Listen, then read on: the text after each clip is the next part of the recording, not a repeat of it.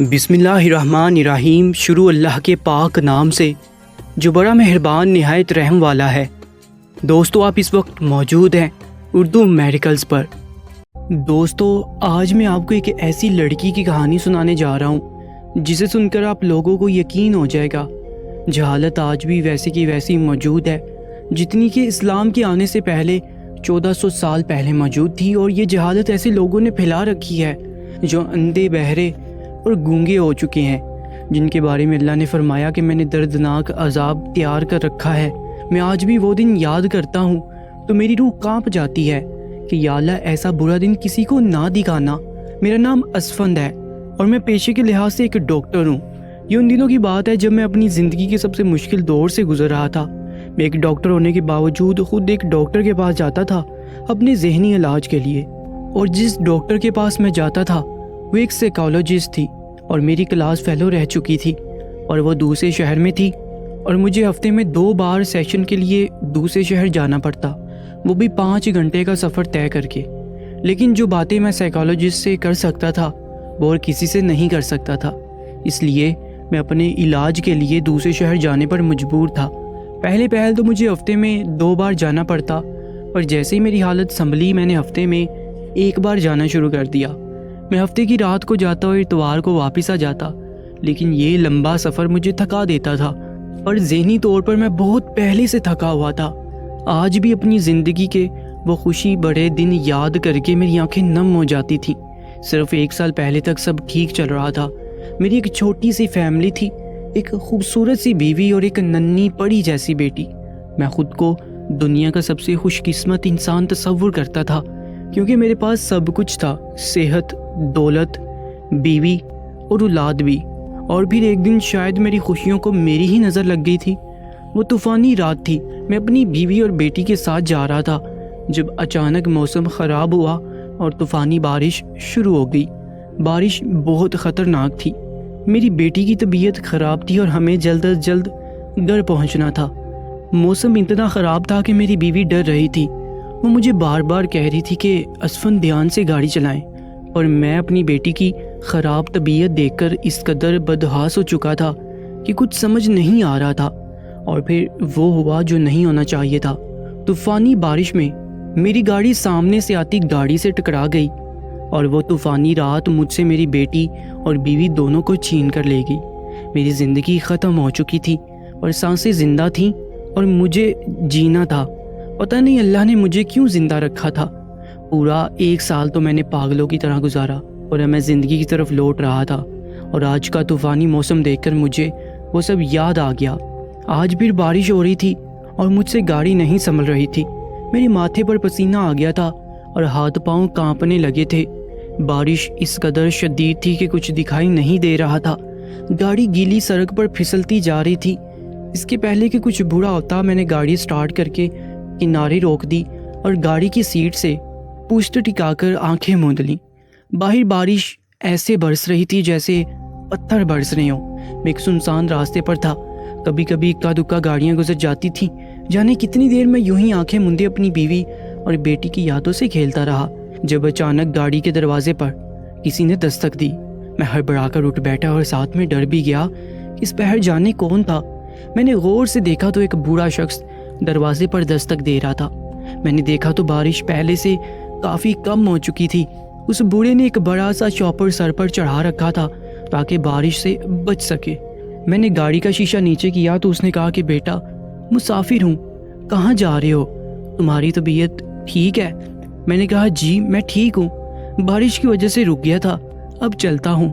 میری بات سن کر بزرگ نے کہا کہ آگے بارش کی وجہ سے تمام راستے بند ہو چکے ہیں، بڑے بڑے درخت ٹوٹ چکے ہیں، اور کل تک ہی راستہ صاف ہو سکتا ہے۔ ان کی بات سن کر میں پریشان ہو چکا تھا، کیونکہ آدھے سے زیادہ سفر میں طے کر چکا تھا۔ میری پریشانی دیکھ کر بوڑھے نے کہا کہ میرے ساتھ چلو، میرا گھر پاس ہی ہے، صبح چلے جانا۔ میں انکار کرنا چاہتا تھا، لیکن بوڑھے کے اصرار پر مجھے جانا پڑا۔ جیسے ہی میں گاڑی سے نکلا تو یہ دیکھ کر میرے سانس رک گئے کہ سامنے ہی قبرستان تھا، یعنی میں تب سے قبرستان کے قریب کھڑا تھا۔ یا خدایا، میں نے اپنے درکتے دل پر قابو پایا اور بوڑھے کے پیچھے چل پڑا۔ مجھے رات کے اس پہر خوف بھی آ رہا تھا۔ گاڑی میں نے لاک کر دی تھی کچھ دیر پہنچ کر ہم چھوٹے سے گھر کے سامنے رکے جس کے اندر روشنی تھی اور یہ گھر قبرستان کے بالکل پاس تھا۔ میں نے تھوک نکلا اور بابا جی کے پیچھے گھر میں داخل ہو گیا۔ شاید وہ بابا جی اکیلے ہی رہتے تھے۔ انہوں نے مجھے سونے کے لیے صاف بستر دیا اور مجھے چائے پلائی۔ میں بستر پر لیٹ گیا۔ تھکن کے باوجود نیند آنکھوں سے کوسوں دور تھی۔ میں سوچنے لگا کہ یہ بزرگ یہاں کیوں رہتا ہے، وہ بھی اکیلے؟ کیا اسے خوف نہیں آتا؟ یہ تو گورکن بھی نہیں، اور یہ اتنا بڑا اور بھیانک قبرستان تھا کہ اچھا بھلا انسان خوف سے مر جائے۔ کچھ دیر بعد میں بستر سے اٹھ بیٹھا۔ کمرے سے باہر نکل کر دیکھا تو بابا جی ایک حال نما کمرے میں نماز پڑھ رہے تھے۔ مجھے دیکھ کر بولے کہ نیند نہیں آ رہی تو نماز پڑھ لو، شاید سکون مل جائے۔ ان کی بات میں نہ جانے کیا اثر تھا، میں انکار نہ کر پایا اور وضو کر کے نماز پڑھنے لگا۔ واقعی میرے دل کو بہت سکون ملا۔ نماز پڑھ کر میں واپس کمرے میں آ گیا۔ اس سے پہلے کہ میری آنکھ لگتی مجھے بچے کے رونے کی آواز سنائی دی۔ پہل تو مجھے اپنا وہم لگا، لیکن آواز آتی رہی۔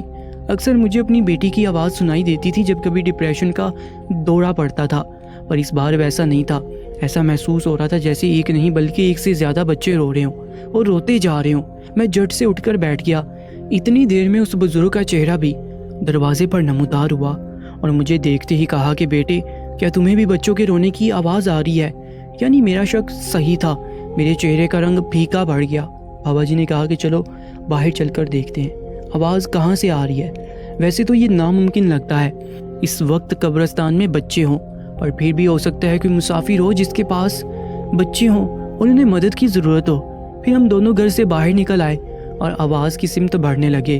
آواز لمحہ بہ لمحہ تیز ہوتی جا رہی تھی۔ کیوں لگتا تھا کہ کبھی ایک بچہ رو رہا ہو اور کبھی اس کے ساتھ دوسرا بھی رونا شروع کر دیتا ہو۔ رات کی اس پہر قبرستان میں گھومنا مجھے بہت خوفناک لگ رہا تھا۔ اوپر سے بارش نے مٹی کو کیچڑ میں بدل دیا تھا۔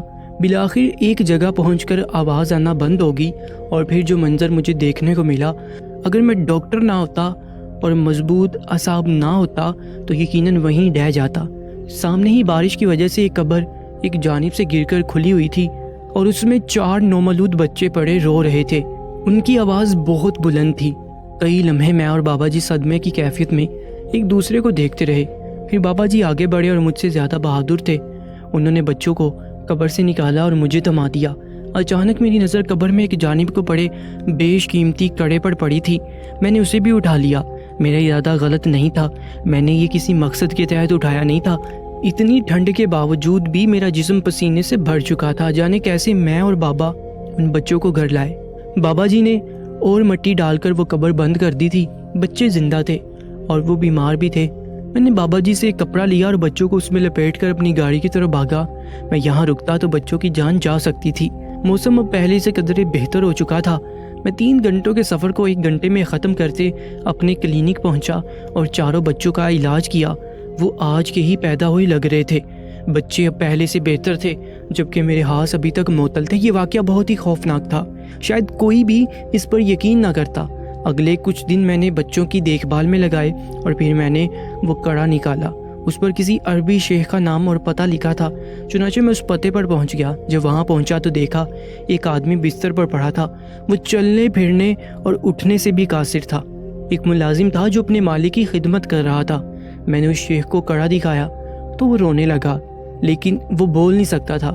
یہ کافی بڑا بنگلہ تھا، حویلی نما، جہاں بہت سے لوگوں کی تصویریں لگی تھیں۔ تو وہ سب لوگ کہاں تھے؟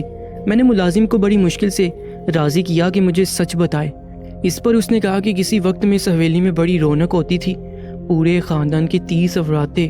شیخ کی بیٹی کو کسی لڑکے سے محبت ہوگی، لیکن شیخ اس کی شادی وہاں نہیں کرنا چاہتا تھا کیونکہ گھر میں ہمیشہ سے سختی رہی تھی۔ جانے چھوٹی بی بی کو اتنی سختی میں بھی کوئی کیسے پسند آ گیا۔ خیر وہ گھر چھوڑ کر چلی گئی اور اس لڑکے سے شادی کر لی۔ سال بعد شیخ عربی نے اپنی بیٹی کو معاف کر دیا اور کہا کہ تم اب گھر آ جا سکتی ہو۔ چھوٹی بی بی اپنے شوہر کے ساتھ آنے جانے لگی اور پھر ایک دن موقع دیکھ کر شیخ نے اپنی بیٹی کے شوہر کو مروا دیا۔ بیٹی کو جب پتہ چلا تو وہ پولیس اسٹیشن جانے لگی۔ چنانچہ عربی نے اسے بھی اتنا مارا کہ وہ ایک طرح سے مر ہی گئی۔ وہ حاملہ تھی۔ شیخ عربی کے اوپر اس وقت شیطان سوار تھا۔ اس نے اپنے بے ہوش ہوئی بیٹی کو ایسے ہی زندہ دفنا دیا اور اسی دن واپسی پر شیخ کا ایکسیڈنٹ ہو گیا۔ گھر والوں کو جب سچائی پتہ چلی تو وہ گھر چھوڑ کر چلے گئے۔ سب اب شیخ سے نفرت کرتے ہیں۔ ملازم کی بات سن کر میں سرد آہ بھری اور واپس آ گیا۔ میں نے انہیں بچوں کے متعلق کچھ نہیں بتایا تھا، میں سمجھ گیا تھا شیخ کا وہ کڑا قبر میں گر گیا تھا۔ یہ وہ سرزمین تھی جس پر رسول صلی اللہ علیہ وآلہ وسلم نے بیٹیوں کو زندہ درگور کرنے سے منع فرمایا تھا، اور یہ بھی کہا تھا کہ شادی کے وقت بیٹی کی پسند کو فوقیت دو۔ لیکن زمانہ آج بھی نہیں بدلا تھا۔ اللہ نے بچوں کی ذمہ داری مجھے سونپی تھی۔ میں تقریباً 2 مہینے ان کے ساتھ مصروف رہا۔ میرا سارا ڈپریشن بھاگ چکا تھا، کیونکہ مجھے اپنی اور بیٹی کو یاد کرنے کا وقت نہیں ملتا تھا۔ مجھے وہ دونوں جڑواں بچے بہت عزیز تھے۔ پھر 2 مہینے بعد میں اس بابا جی سے ملنے گیا جس نے بچوں کو مجھے سونپا تھا، اور وہاں کچھ بھی نہیں تھا، نہ کوئی گھر نہ بابا جی۔ گورگن سے پوچھا تو اس نے منع کر دیا کہ یہاں کوئی نہیں رہتا۔ ہاں البتہ کچھ لوگوں نے بزرگوں کو دیکھا ہے۔ میری سانس رک گئی اور میں نے سجدے میں گر کر خدا کا شکر ادا کیا کہ اس کام کے لیے مجھے چنا گیا تھا۔ دوستو، اس سچی کہانی کے بارے میں اپنی قیمتی رائے سے ضرور آگاہ کیجیے گا، اور ایسے ہی واقعات کے لیے ہمارے YouTube چینل اردو میریکلز کو سبسکرائب کر لیجیے گا۔